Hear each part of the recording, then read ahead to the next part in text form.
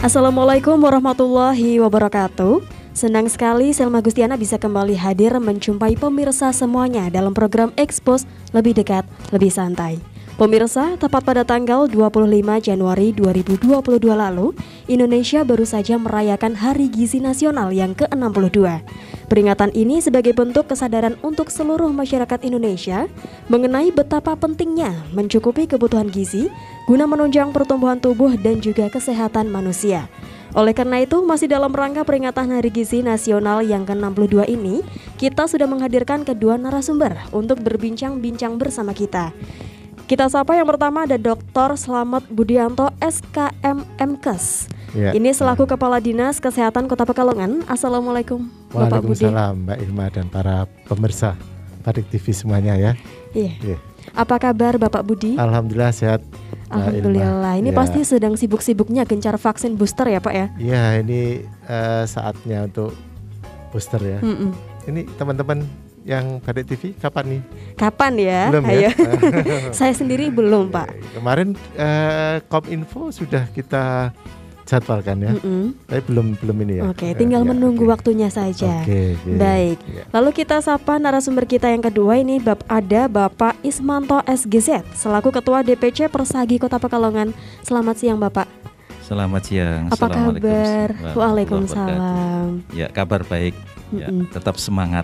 Tetap semangat, apalagi baru saja ulang tahun ya Pak ya, yang ke-62 di seluruh Indonesia. Iya, luar biasa. Selamat ulang tahun untuk Persagi. Terima kasih doanya. Selamat Hari Gizi ya. Selamat Hari Gizi. Semoga Indonesia tetap sehat dan kuat. Iya, amin. Nah, ini mengingat hari ulang tahun yang ke-62 ini, saya ingin tahu sebenarnya apa sih makna dari Hari Gizi Nasional bagi Bapak Budi. Ini selaku Kepala Dinas Kesehatan Kota Pekalongan. Ya, terima kasih Mbak Irma. Jadi banyak sekali ya peringatan hari yang menyangkut kesehatan di Indonesia itu banyak. Salah satunya tanggal 25 Januari ini kita di jajaran kesehatan itu merayakan Hari Gizi Nasional. Sebenarnya bukan jajaran kesehatan, tetapi Hari Gizi Nasional ini adalah milik bersama ya seluruh Indonesia, rakyat Indonesia. Karena ini adalah suatu momen di mana kita ini diingatkan kembali bahwa pentingnya gizi bagi kita, khususnya untuk kesehatan ya.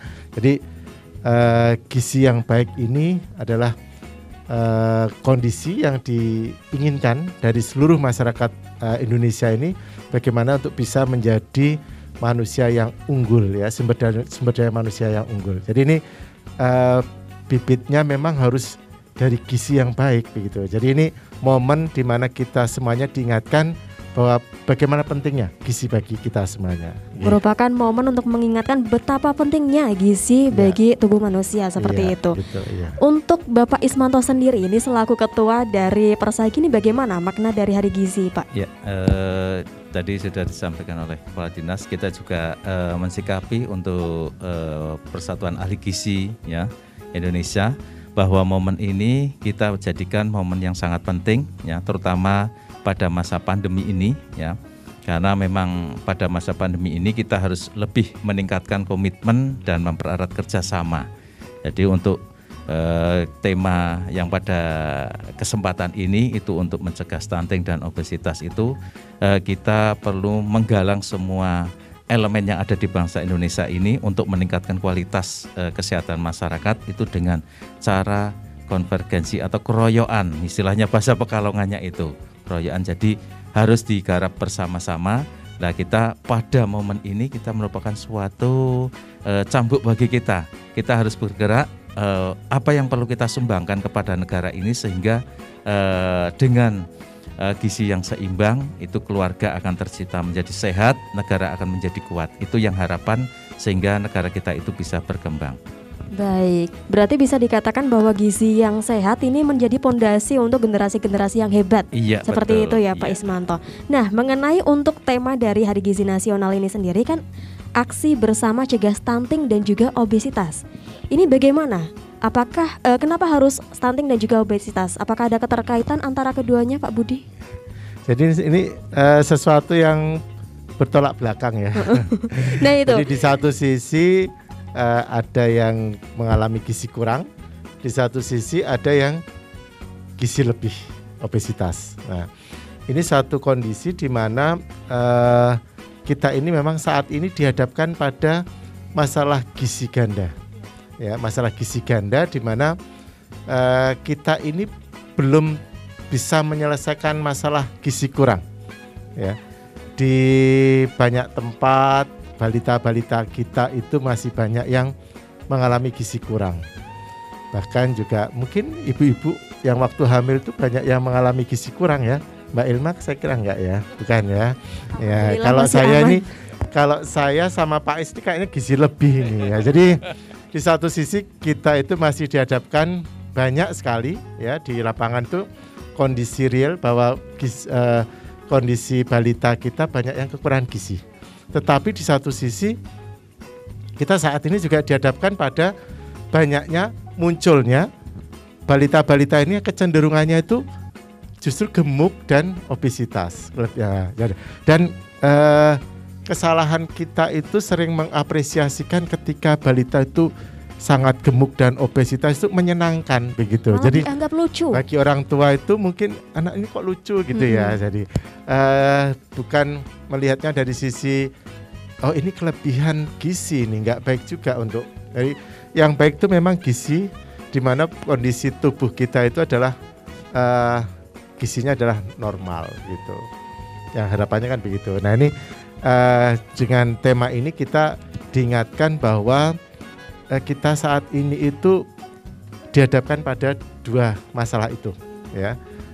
Ini kita harus bersama-sama nih mengatasi semuanya itu dengan mari beraksi bersama. Tidak hanya jajaran kesehatan tapi juga nanti akan kita sampaikan bahwa masalah ini harus dikeroyok bersama-sama, begitu ya. Berarti memang ini merupakan beban ganda ya. Yang satu sisi ini memang kekurangan gizi, yang satunya malah kelebihan seperti itu ya.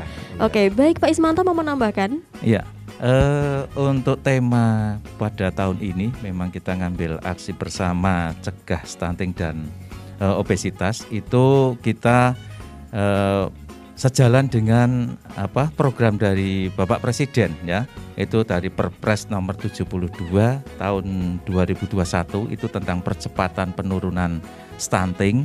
Itu kita di situ ingin masuk karena dalam percepatan penurunan itu akan merubah perilaku dari masyarakat kita yang tadi sudah dijelaskan Pak Budi. Dengan konsumsi anak yang kelihatan gemuk itu malah menjadi bangga ya, itu sebetulnya akan menjadi permasalahan di kedepannya.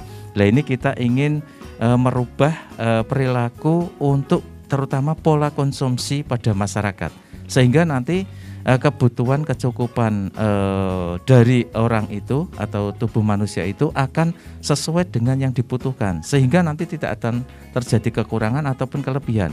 Nah nanti akan menurunkan generasi yang tidak stunting tadi. Otomatis nanti kalau sudah tercipta calon ibu atau calon orang tua yang sudah sehat, tidak kekurangan gizi, itu akan melahirkan anak yang sehat dan normal. Itu otomatis dengan perilaku yang sudah benar, otomatis nanti tidak akan berlebih ataupun tidak kurang. Nah ini jadi momen ini kita gunakan untuk sekaligus satu langkah untuk dua memecahkan masalah tadi yang ganda tadi. Sekaligus. Jadi yang stunting ditangani nanti akan mencegah obesitas di kemudian hari. Gitu. Oke, berarti untuk mencegah dampak negatif di hari kemudian ya, Pak ya. Baik. Nah untuk peringatannya sendiri, ini apakah di Kota Pekalongan menggelar rangkaian acara atau tidak Pak Budi? Mengingat kita masih berada di masa pandemi ya. Ini yang tahu ini Pak Is nih. Oh Pak Is. Ketua Persaki ini. Monggo Pak Is. Iya. Memang di dalam rakor pusat ya Persaki itu sudah disampaikan beberapa untaian ataupun rangkaian kegiatan. Namun kita memang sekali lagi bukan mengkambing hitamkan pandemi COVID-nya, tapi kita untuk berusaha bagaimana walaupun pada masa pandemi ini kita bisa melakukan sumbangsih kepada negara itu apa yang untuk kemajuan. Nah ini rangkaiannya memang kebanyakan itu berupa kegiatan secara webinar daring. Jadi untuk kegiatan secara luring, tatap muka, apalagi kumpul-kumpul, kalau zaman dahulu itu sebelum pandemi ada jambore Pak Budi. Wah, Jadi seru kita sekali ya jambore. seru sekali. Jadi dari beberapa daerah kumpul, kita beradu tingkat kemampuan kita, baik itu keterampilan ataupun kecerdasan. Nah, di situ kita rangkaiannya adalah ke depan ini di Kota Pekalongan ini kita sudah merencanakan ada kegiatan webinar Pak Budi.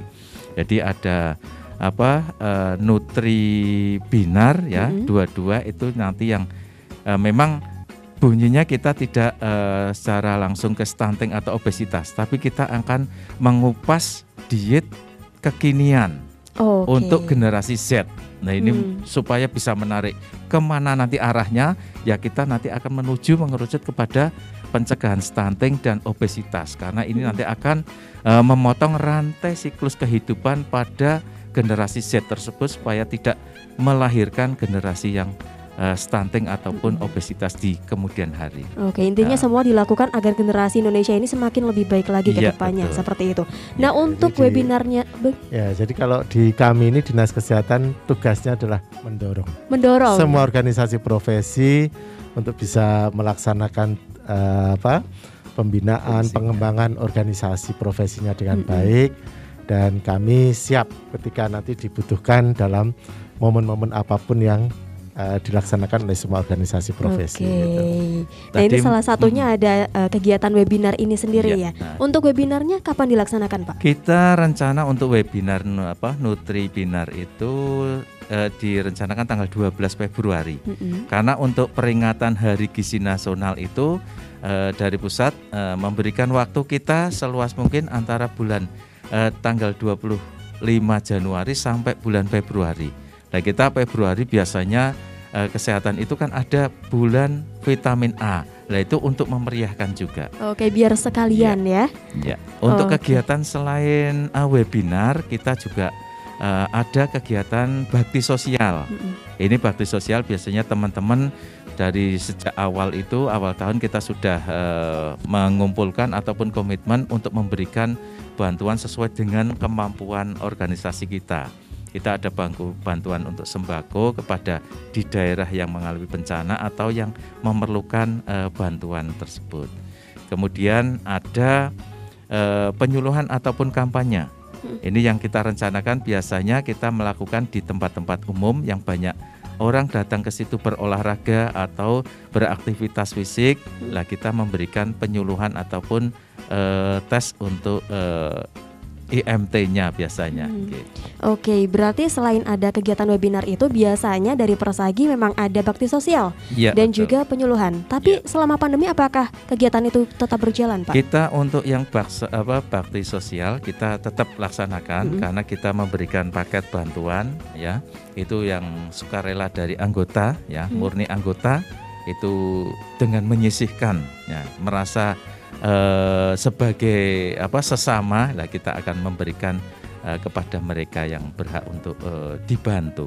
Oke, berarti semua yang diberikan itu pure dari para anggota Persagi. Iya, betul. Luar biasa. Ini bagaimana Pak Budi, Dinas Kesehatan menanggapi hal ini? Ada Persagi yang dengan sukarela memberikan sebagian hartanya untuk dibagikan kepada masyarakat di Kota Pekalongan. Jadi di kesehatan, bidang kesehatan itu banyak sekali organisasi profesi ya. Ada yang saat ini yang ulang tahun kan Persagi, Persatuan Ahli Gizi Indonesia. Kita ada IDI, ada IBI, PPNI, kemudian PDGI, IAI, organisasi profesi yang lain itu cukup banyak. Dan itu memang tugasnya adalah bagaimana organisasi-organisasi profesi ini sebagai mitra. Jadi mitra bagaimana sesuai dengan bidang tugasnya itu membantu memecahkan masalah-masalah kesehatan yang ada. Ya baik itu di secara nasional maupun di daerah masing-masing sesuai dengan lingkup wilayah masing-masing. Oke, baik Pak Budi. Nah ini kembali kepada tema kita pada hari ini, Hari Gizi Nasional dengan tema Aksi Bersama Mencegah Stunting dan Obesitas. Ini mungkin masih banyak masyarakat di luar yang belum tahu stunting itu apa sih, obesitas itu apa sih. Nanti boleh dijelaskan ya Pak Budi ya. Tapi setelah jeda berikut, pemirsa jangan kemana-mana, tetap di Expose Lebih Dekat, Lebih Santai.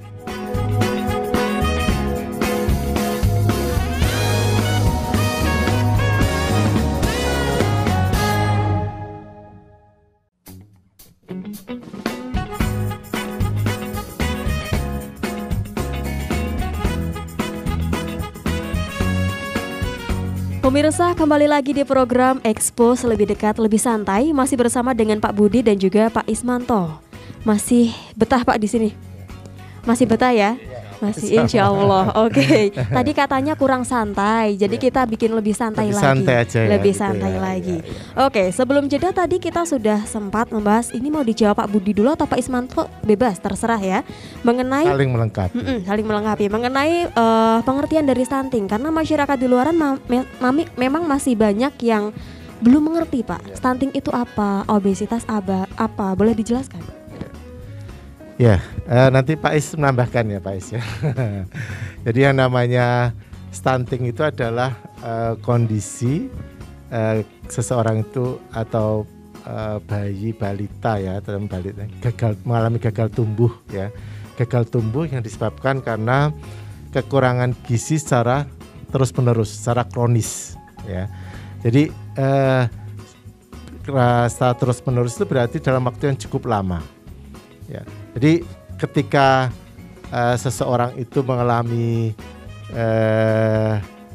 gizi yang kurang secara terus-menerus, di mana ini pada saat misalnya masa bayi, balita, itu akan membuat balita ini mengalami gagal tumbuh yang biasa dikenal dengan istilah kerdil, ya, pendek.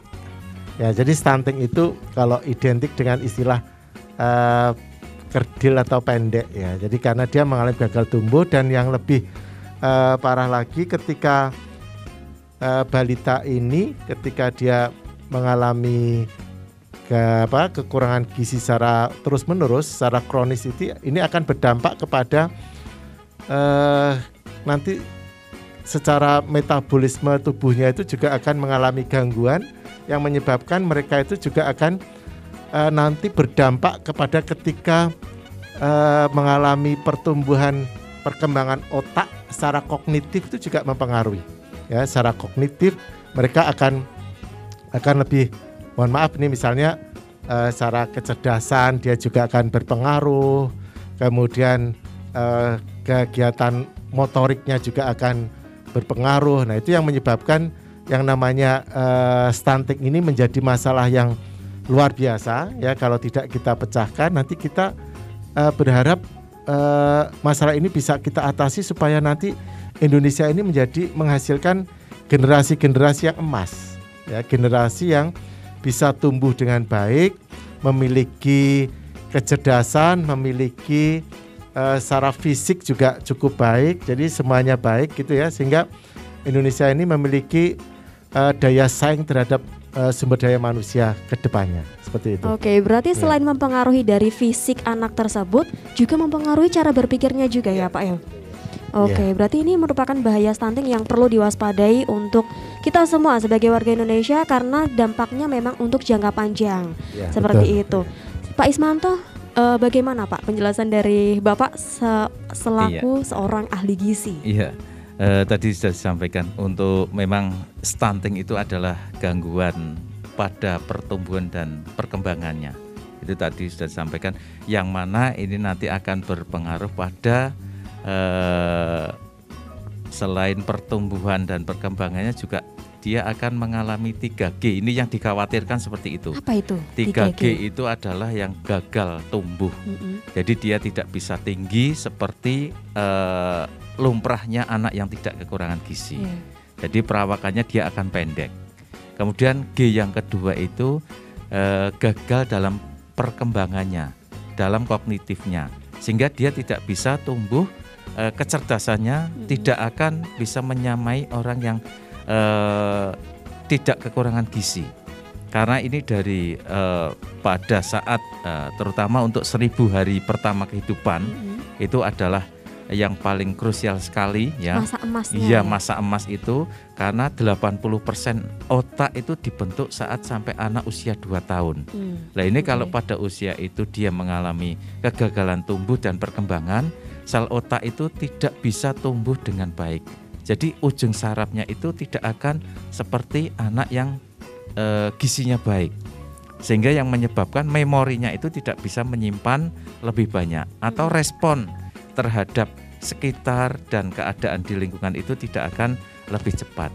Nah ini yang G yang ketiga itu yang paling kita khawatirkan lagi. Karena saat ini sudah ada kecenderungan penyakit tidak menular itu sudah trennya itu makin meningkat. Dan usianya kalau penyakit tidak menular itu kalau zaman dahulu pada usia yang sudah dewasa lebih, dewasa lanjut. Tapi sekarang awal dewasa itu sudah banyak muncul penyakit tidak menular ini, degeneratif. Yang dulu mindsetnya itu adalah penyakit turunan, tapi sekarang ternyata dari pola makan yang tidak seimbang. Nah ini kalau yang anak yang stunting ini nanti akan parah jika terjadi 3G tadi. Nah ini selain pertumbuhan dan perkembangannya yang secara kronis itu bermasalah, ditambah dengan infeksi yang berulang-ulang. Nah ini yang kondisinya stunting ini akan memperparah itu. Berarti bisa dikatakan bahwa peran ibu saat mengandung itu sangat mempengaruhi. Sangat penting sekali. Oke. Mulai dari konsep 1000 hari pertama kehidupan itu mulai konsep jadi sel telur dibuahi oleh sperma sang ayah. Jadi itu sudah mulai dihitung 1 ya sampai anak usia 2 tahun. Ini harus betul-betul mendapatkan perhatian yang khusus untuk diberikan asupan gizi yang betul-betul untuk pertumbuhannya. Oke, ini menjadi himbauan juga untuk para perempuan di luar sana agar lebih berhati-hati ya Pak ya dalam mengkonsumsi sesuatu makanan ataupun juga menjaga gizinya sendiri. Itu demi anak yang sehat juga. Nah, seperti itu. Sesuai dengan yang rencana kita webinar itu kan untuk memotong rantai terjadinya ibu yang kurang gizi, yang kek, yang anemi itu diawali dari remaja itu harus sehat. Sebelum menjadi orang tua, sebelum menjadi ibu harus sehat dulu. Oke, berarti perjuangan dimulai sejak remaja.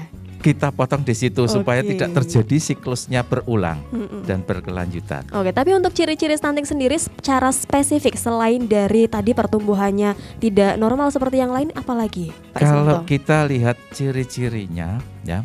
Kalau kita lihat ciri-cirinya itu jelas perawakannya pendek ya kalau sudah jadi anak-anak. Nah, kita mulai dari saat kandungan ibu. Ya, jadi tadi 1000 hari pertama. Kandungan ibu makanya kita menekankan supaya ibu hamil sekarang minimal 6 kali diperiksa oleh pelayanan kesehatan. Selama kehamilan? Selama kehamilan minimal. Tapi kalau lebih diperkenankan. Lebih baik. Terus minimal 1 kali ketemu dengan dokter, minimal. Lebih baik, lebih banyak. Ya, itu karena apa? Kalau kita deteksi pertumbuhan ya, perkembangan janin di dalam ibu, kalau dia sekarang lagi di Kota Pekalongan ya Pak Budi ya, di puskesmas sudah ada fasilitas yang bagus untuk ponetnya, untuk USG-nya, sehingga bisa dideteksi lebih awal. Kalau dia pertumbuhannya kurang, diperkirakan nanti akan lahir menjadi prematur atau BBLR, itu akan kita ketahui lebih dini. Nanti setelah lahir, bayi lahir nger, ya bahasa Pekalongannya nger. Ya. Padahal ada yang ngewek gitu. Iya, ada yang ngewek. Kalau yang tidak bunyi malah justru ditabok biar nangis. Karena kalau diem itu berarti bermasalah. Ya, nah itu lahir, begitu lahir bayi itu panjang badannya kurang dari 48 cm, itu sudah ada indikasi ke arah anak akan tumbuh stunting. Itu awal. Ya. Nah, kalau anak sudah sampai 2 tahun, tinggi badan kurang dari 80 cm, itu sudah ada tanda perjelasan bahwa anak akan masuk ke terindikasi stunting tadi. Berarti memang seorang bayi yang baru lahir itu sudah bisa dideteksi sudah Pak. Bisa dideteksi. Ini apakah terindikasi stunting atau tidak seperti itu? Iya betul. Oke, nah itu penjelasan mengenai stunting. Untuk obesitasnya sendiri Pak Budi, ini apa sih obesitas itu? Obesitas itu adalah kondisi, kalau tadi itu kekurangan, di sini kelebihan gizi. Kebalikannya ya? Ya, kelebihan gizi. Ketika kita menggunakan, jadi kita bisa mengukur orang anak ini kok kelebihan gizi atau kekurangan gizi, itu ada indikator parameternya. Misalnya kita menggunakan berat badan per umur, berat badan per tinggi badan, ya kemudian berat badan per tinggi badan gitu ya. Jadi kalau seseorang misalnya ini anak kok kelihatan kurus sekali karena memang tinggi sekali gitu ya. Ya, jadi ada yang mau menggunakan apa ini BB per umur. Misalnya tadi Pak Ais menyampaikan kalau stunting ini ketika BB per umur misalnya berat badan per umur ini sudah ada ukurannya. Ketika anak berumur sekian bulan sampai 2 tahun itu sudah ada ya patokannya menggunakan ini harusnya sekian. Nah, ini juga begitu. Ketika dia itu berat badannya itu jauh melebihi dari indeks yang ditentukan ya, misalnya BB per umur ini anak jauhnya dengan Z-score misalnya ya, itu ini kok lebih dari sekian angkanya jauh lebih ini, maka itu sudah, kalau misalnya orang dewasa obesitas bisa diketahui dengan cara IMT ya, indeks massa tubuh. Indeks massa tubuh kalau misalnya dia lebih dari 25% ya, 25% itu dikatakan obesitas. Kayak saya ini kemungkinan obesitas. Waduh, sudah ya, karena mendeteksi dini karena ideal saya mungkin berat badan sekitar 65 sampai 68 lah. Itu gitu idealnya. Ya. Ideal. Sekarang berapa? 85. Ya, jadi kan sudah lewatnya agak jauh juga ya. Sangat banyak gitu, sehingga ini jadi pastinya kepala dinas harus memberikan contoh. Nah, gitu. itu dia. Ada rencana diet, Pak? Saya harus diet ini harusnya gitu ya. Jadi dari anak pun sudah kelihatan ya, ketika dia itu melebihi gizinya, maka biasanya dia akan lebih kelihatan gempal, yang gempalnya itu gempal yang tapi beda juga ketika gempalnya itu karena protein, apakah karena kalori, itu juga berbeda lagi gitu ya. Jadi, seperti yang tadi disampaikan oleh Pak Budi juga di segmen pertama, bahwa memang kebanyakan orang tua ini justru senang kalau anaknya itu gemuk, Pak. Ini terus harus gimana ini? Ya, mindset seperti itu harus dihilangkan ya. Harus dihilangkan karena yang paling baik itu ya memang anak-anak itu harus gizinya normal. Ya.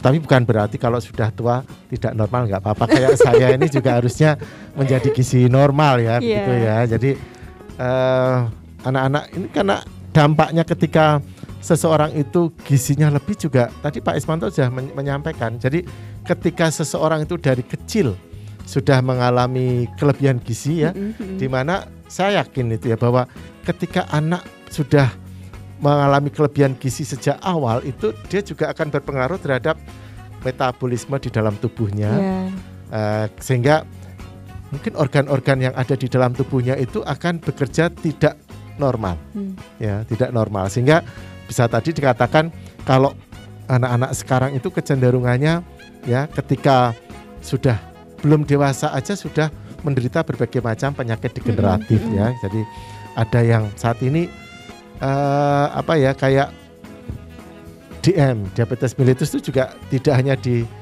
hanya dialami oleh orang-orang yang dulu notabene lebih cenderung ke 40 tahun ke atas, sekarang lebih muda lagi.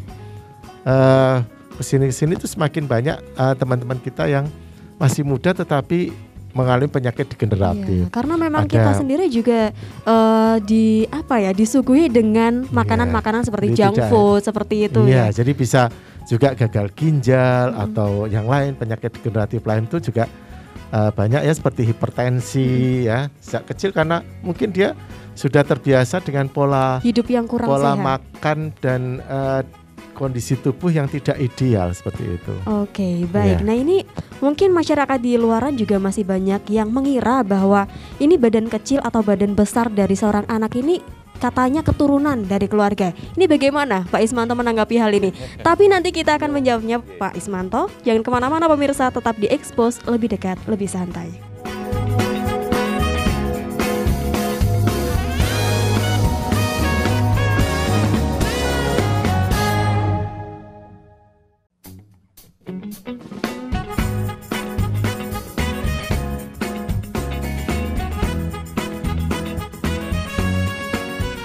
Pemirsa, kembali lagi di program Expose, lebih dekat, lebih santai, masih dengan obrolan mengenai tema Hari Gizi Nasional ini sendiri ya, aksi bersama mencegah stunting dan juga obesitas. Nah ini mengenai pertanyaan tadi yang belum sempat terjawab Pak Ismanto. Ini banyak masyarakat yang mengira bahwa besar kecilnya tubuh seorang anak ini merupakan keturunan dari keluarganya. Ini bagaimana Pak? Jadi untuk mindset itu memang di masyarakat masih kental sekali ya. Tapi itu memang sebetulnya tidak 100% keturunan dari orang tuanya atau keluarganya gendut terus anaknya juga obes. Tapi ini memang sebetulnya secara pertumbuhan itu tidak begitu besar pengaruhnya. Tapi ini karena keluarganya besar ya, orang tuanya juga obesitas, biasanya anak itu kan melihat terus melakukan, dan contoh di rumah itu yang dilihat adalah bentuk yang besar, sehingga dia otomatis nanti akan mengarahnya ke situ. Nah, itu sebetulnya untuk genetiknya itu tidak begitu kentalnya.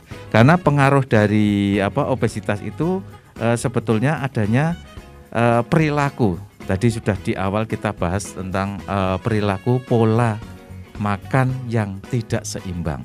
Apalagi sekarang pola itu kebanyakan dari generasi Z tadi ya, yang nanti mungkin tanggal 12 kita bahas ya untuk webinarnya. Nah, kita kupas, kita mengharapkan generasi Z itu bisa merubah perilakunya. Karena kalau sudah polanya itu belum pola makan itu belum seimbang, otomatis dia melihat keluarga konsumsi yang banyak, contoh orang tuanya gendut, itu akan otomatis masuk ke situ.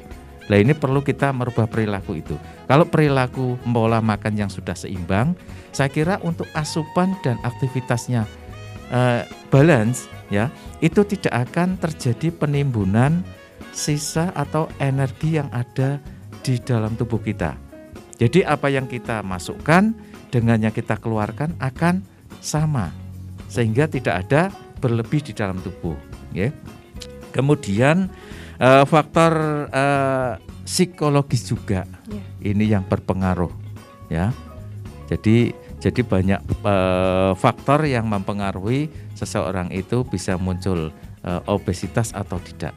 Psikologis itu karena gini, ada yang justru orang yang tertekan atau yang stres lah bilangnya ya, dengan berbagai macam tekanan itu sebagai pelampiasannya itu makan yang banyak. Ada yang seperti itu, Pak. Ada yang seperti itu. Lah ini munculnya seperti itu. Katanya orang itu sibuk. Biasanya kalau orang sibuk itu kan membutuhkan kalori, membutuhkan aktivitas yang tinggi. Tapi untuk menghilangkan rasa tekanan, stres itu dia pelampiasannya dengan makan. Lah ini yang secara tidak terkontrol nanti akan mengarah ke situ. Bisa termasuk psikologis ini. Bisa jadi ya Pak. Mungkin kita diantaranya itu Bapak. Oke, berarti bisa disimpulkan bahwa pola hidup dari orang tua ini sangat mempengaruhi anaknya ya Pak ya. Kalau kita sering lihat ini orang tuanya kecil-kecil badannya, anaknya juga kecil ya, karena memang pola hidup orang tua mempengaruhi anaknya sendiri. Apalagi pola makannya. Kalau orang tuanya tidak suka makan yang beraneka ragam makanan, hanya makan itu saja, anaknya akan tiru biasanya. Nah, itu dia. Nah ini di kota itu kayaknya masih banyak juga ini Pak Budi. Jadi kita masih punya PR bareng-bareng. Makanya ini aksi bersama kita untuk bisa merubah perilaku dari masyarakat ini supaya bisa lebih sehat. Oke, nah ini untuk mencegahnya sendiri apa yang harus dilakukan sih Pak Ismanto? Untuk mencegah agar tidak terjadinya stunting dan juga obesitas. Terjadinya stunting ya, kita perlu tadi penerapan pola makan yang seimbang, sehingga apa yang dibutuhkan untuk pertumbuhan perkembangan tercukupi dan untuk aktivitasnya juga terpenuhi, sehingga tidak terjadi berlebih dan kekurangan. Lah yang paling penting lagi kita ada gerakan masyarakat hidup sehat. Oh ada? Germas. Itu. Kalau germas sudah dilakukan, itu ada suka mengkonsumsi sayur dan buah, itu bisa termasuk salah satu tips untuk orang supaya tidak cepat gemuk, cepat obesitas. Karena apa? sudah dipenuhi seratnya banyak, memberi rasa kenyang. Kemudian apa? Sifat serat itu sendiri di dalam tubuh itu, di dalam pencernaan mempercepat waktu singgah makanan di dalam alat pencernaan, sehingga alat pencernaan itu tidak begitu banyak menyerap di luar kebutuhan kita. Jadi yang sudah tidak diserap segera dikeluarkan. Itu diantaranya. Ya. Kemudian ada aktivitas fisik. Nah ini kita sudah melakukan aktivitas fisik belum? Paling biasanya tidak pada malas olahraga. Iya. Saya juga termasuk, Pak. Iya, itu untuk menjaga. Kemudian hindari asap rokok. Itu juga akan berpengaruh ya untuk kesehatan. Kemudian yang paling utama itu juga cek berat badan normal. Itu yang jarang kita mungkin tidak biasa melakukan kapan kita mau menimbang, kecuali kita ada kepentingan untuk general mengurus check, suatu syarat mengurus tertentu suatu ya. persyaratan berapa berat badannya baru nimbang. Berarti memang harus rutin mengecek berat badan, Pak? Iya betul, itu sebagai salah satu motor ataupun kendali, ya kendali supaya kita tidak lepas naik begitu banyak ya. Ada yang dietnya tidak teratur, baru turun 3 kilo, minggu depannya bebas, naiknya malah 5 kilo. Iya, turunnya 3 kilo, naiknya 5 kilo. Gitu. Jadi untung. Oke, itu adalah cara mencegahnya. Tapi Iya. apabila sudah terlanjur terjadi stunting maupun obesitas, apa yang harus dilakukan sih, Pak Budi?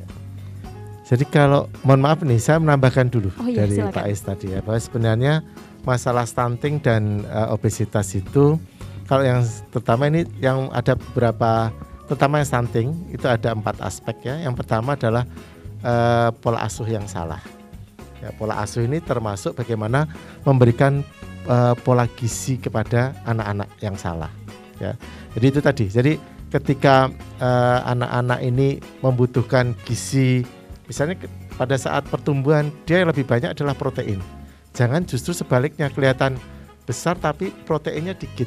Ya, jadi yang lebih banyak adalah misalnya lebih ke kalorinya, karbohidratnya lebih tinggi. Padahal yang harusnya paling baik adalah itu tadi protein. Nah, kebanyakan saat ini pola asuh yang salah itu disebabkan karena misalnya orang tua bekerja, ibu bekerja, ya, menyerahkan urusannya pada, mohon maaf, asisten di rumah. Kemudian bahkan orang tua, ya, orang tua banyak yang harusnya orang tua itu sudah repot-repot ngurus ketika dia bayi, jadi anak-anak sekarang gantian masih direpotkan dengan ngurus anaknya, cucunya gitu ya. Nah, itu juga pola asuh yang pertama. Yang kedua adalah bagaimana intake gizi yang masuk ya. Intake yang masuk itu sangat tergantung dari pola gizi tadi. Kemudian bagaimana pelayanan kesehatan. Ya, pelayanan kesehatan itu termasuk bagaimana mengintervensi ketika dia itu ada infeksi. Ya, infeksi orang yang misalnya dia ternyata ketika diperiksa ada faktor infeksi di dalam tubuhnya, maka itu harus diatasi. Nah, di dalam pelayanan kesehatan juga nanti bagaimana seorang orang tua maupun tadi Pak Is, ketika balita ini menderita stunting, maka dia akan mendapatkan bagaimana advice baik itu kepada orang tuanya, ya, kepada anaknya itu sendiri, bagaimana diperiksa sampai supaya tidak terjadi stuntingnya itu tidak jadi parah gitu ya. Jadi itu adalah upaya-upaya untuk mengatasi ya. Kemudian juga ada faktor yang lain, misalnya faktor pengaruh lain misalnya ya. Saat ini misalnya ada di situ daerahnya misalnya ya, daerah kena rob, kemudian daerah yang selalu kekurangan air bersih, kemudian juga sanitasinya jelek, itu juga akan berpengaruh terhadap kesehatan si anak itu sendiri. Ya, jadi kalau misalnya itu salah satu beberapa penyebab ya ketika stunting, maka itu harus diatasi masalah-masalah itu. Kemudian yang kalau obesitas lebih cenderung bagaimana supaya itu tadi pola asuhnya benar, kemudian dia juga mendapatkan advice yang benar dari seorang tenaga kesehatan ya, bagaimana dia mengatur supaya tidak berkepanjangan ya. Kita tahu ada seseorang yang sampai berat badannya sampai 190, 200 gitu ya, ada juga ya yang akhirnya justru menjadi tekanan psikis bagi yang bersangkutan seperti itu. Oke, berarti memang banyak faktor yang mempengaruhi ya Pak ya. Banyak sekali. Kalau dari mengatasinya juga harus dilihat dulu nih penyebabnya apa itu. Nah itu tadi kembali ke pertanyaan saya sebelumnya, apabila sudah terlanjur, ini apa yang harus dilakukan Pak Budi? Apakah ada intervensi dari pemerintah atau bagaimana? Banyak ya intervensi yang dilakukan pemerintah dalam rangka, kalau kita bagi saat ini yang dilakukan adalah pencegahan. Faktor upaya pencegahan itu yang lebih diutamakan supaya nanti harapannya, tadi Pak Is menyampaikan, webinar ini diharapkan nanti generasi Z itu akan memutus rantai timbulnya balita stunting. Ya, jadi ke depan harusnya sudah tidak ada lagi ya lahir balita yang stunting. Harapannya seperti itu. Nah, bagaimana cara pencegahannya banyak sekali ya.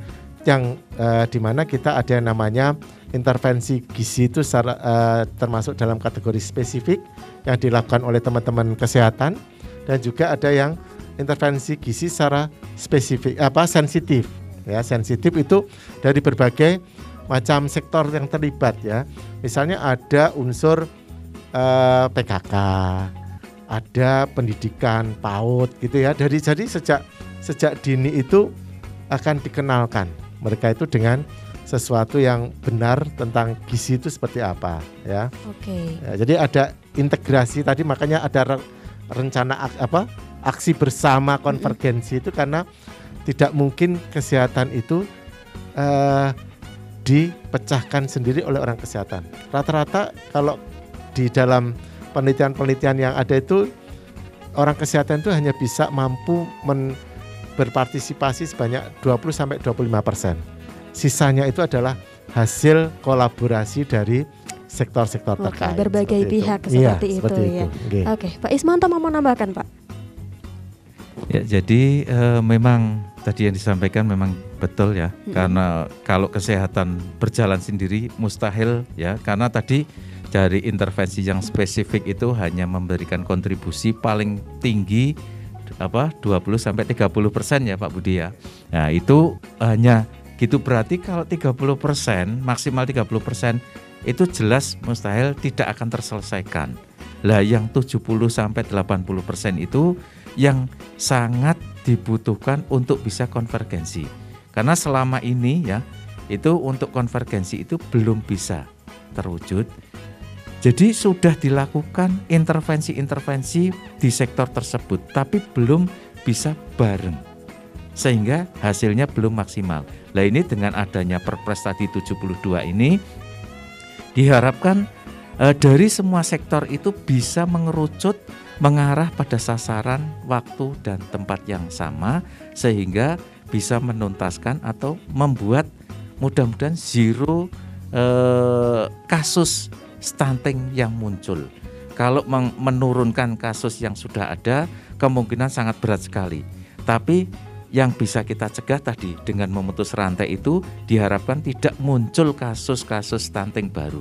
Harapannya seperti itu. Berarti memang banyak sekali upaya yang sudah dilakukan oleh pemerintah ya untuk mencegah terjadinya stunting dengan menggandeng berbagai sektor yang terkait ini sendiri. Tapi saya ingin tahu untuk perkembangan dari stunting dan juga obesitas di Kota Pekalongan ini bagaimana Pak Budi? Dari angka stunting secara nasional kita itu masih cukup tinggi ya, di atas 25%, terus kita 27%, dan yang terakhir itu angka 24% ya. Yang pertama malah sampai di atas 30 ya, pernah sampai 30. Kemudian sekarang sudah berubah menjadi 24. Harapannya di tahun 2024 itu angka stunting kita itu 14% secara nasional. Ya, makanya Perpres 72 tahun 2021 itu sangat gencar ya, mengamanatkan bahwa ayo kita meningkatkan gizi kita dengan mencegah stunting dan obesitas stunting ini ya di angka 14%. Nah, Jawa Tengah angkanya tahun terakhir itu memang sudah 14%. Tapi Kota Pekalongan itu sekitar 17% kalau menurut di angka yang ada di Jawa Tengah ya. Cuman secara ini lokal kita juga sebenarnya beberapa angka itu banyak ya, tinggal kita mensikapinya karena masing-masing mempunyai cara sendiri-sendiri ketika mengukur ya. Ada yang melalui survei gizi nasional, melalui EPP GBM yang setiap setahun 2 kali kita laksanakan. Angkanya bervariasi, tetapi lepas dari itu tujuan kita adalah ya dari angka yang masih tinggi ini bagaimana kita supaya menurunkan angka bila perlu ya sekecil-kecilnya. Kalau target nasional 14% maka kita harus di bawah itulah begitu. Ya, kalau ingin lebih baik lagi ya harusnya di bawah itu Kota Pekalongan. Oke. Untuk yang stunting, ini merupakan harapan di hari ulang tahun Gizi Nasional. Iya, semoga kedepannya Kota Pekalongan lebih baik lagi ya Pak ya, dan semakin turun lagi kasus stuntingnya. Zero stunting baru gitu ya. Jadi harapannya ke depan sudah tidak ada lagi kasus stunting yang baru begitu. Amin amin. Oke, Pak Ismanto ada yang ingin disampaikan untuk pemirsa di rumah? Jadi tadi memang sebetulnya sudah Pak Budi sudah menyampaikan semuanya. Iya. Tapi saya pengen tahu dari sisi Pak Ismanto nih selaku ahli gizi. Jadi kita memang senantiasa kita untuk memperjuangkan sesuai dengan profesi kita di bidang gizi itu menciptakan suatu masyarakat yang sadar gizi ya. Itu karena dari tadi untuk pola asuh terutama terhadap pola makan itu kita punya pedoman 4 yang dari WHO itu untuk memberikan makanan emas bagi seorang anak ya, terutama yang pada masa 1000 hari pertama kehidupan. Yang pertama adalah berikan atau lakukan IMD, inisiasi menyusui. Ini wajib. Karena apa? Memberikan bekal pada calon anak itu untuk bisa bertahan hidup, bisa untuk mandiri mencari sumber makanannya. Ya, IMD itu adalah setelah lahir ditaruh di perut atau dada ibunya untuk bisa meraih puting dari ibunya. Nah, di situ sumber makanan bagi anak. Yang pertama itu. Kemudian yang kedua itu berilah ASI eksklusif 0 sampai 6 bulan. Karena hanya ASI saja, air susu ibu itu yang paling cocok dan paling paling istimewa. Tidak ada tandingannya. Tidak membuat mencret, tidak membuat keracunan. Untuk bayi cocok dan produksinya dari sang ibu itu sesuai takaran ukuran kebutuhan bayi.